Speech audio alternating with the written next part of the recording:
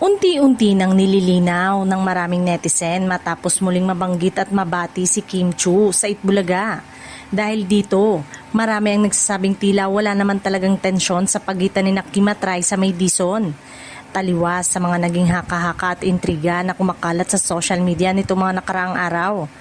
Ayon sa isang source, wala umanong sama ng loob si Raisa May kay Kim. Hindi rin umano ito nasaktan sa naging biro ng kapamilya host dahil nauunawaan niya na bahagi na ng kultura ng mga noontime show ang pagbibitaw ng mga biro at kulitan sa live television. Dagdag pa ng source, matagal na ring expose si Raisa sa ganitong klase ng biruan dahil lumalaki siya sa industriya at naging bahagi rin ng isang noontime program. Kaya naman, hindi na umano ito bago sa kanya at wala siyang nakitang masamang intensyon sa naging payag ni Kim. Dahil sa bagong impormasyong ito, marami ang nagsasabing ang mga intriga ay lalo lamang pinalaki ng ilang netizen at bashers. Ayon sa kanila, tila mas naging controversial ang issue sa social media kaysa sa tunay na nararamdaman ng mga taong direktang sangkot dito.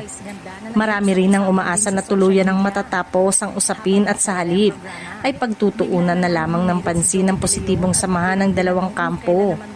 Para sa kanilang mga taga-suporta, mas mahalagang manaig ang respeto at pagkakaibigan kaysa sa mga haka-hakang walang matibay na basehan.